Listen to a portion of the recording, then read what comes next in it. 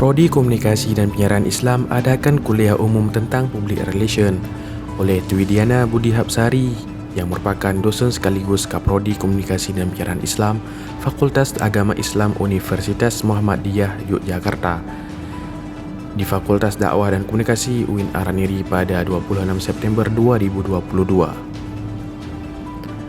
Diana mengatakan public relation sangat berpengaruh, contohnya seperti saya sebagai humas di salah satu lembaga swadaya masyarakat atau LSM.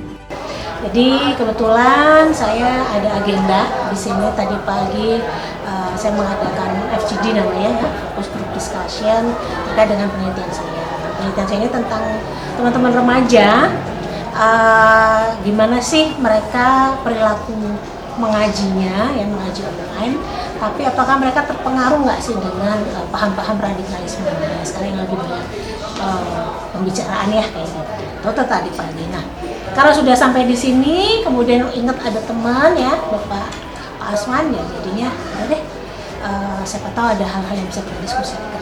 Nah, kemudian saya dibawalah teman-teman di sini ya, kita sedikit sharing tentang pengalaman saya mengalami kebencanaan seperti itu.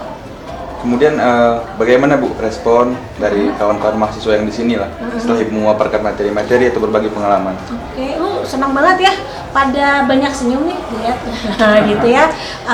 Senang banget, waktunya aja terbatas. Respon teman-teman juga banyak pertanyaan ya, banyak rasa ingin tahu kan. Mungkin kebencanaan mungkin satu hal baru yang belum pernah banyak yang cerita gitu ya, nih dunia yang sebenarnya untuk teman-teman KPI ini pas banget karena kita relawan sebagai makhluk Allah yang berdakwah segala macam, itu menjadi relawan itu kan penting banget ya, pahalanya jauh banyak gitu. Dan dalam konteks KPI banyak media-media yang bisa kita kerjakan sebenarnya, dan peluangnya tuh gede banget gitu. Seperti itu kira-kira.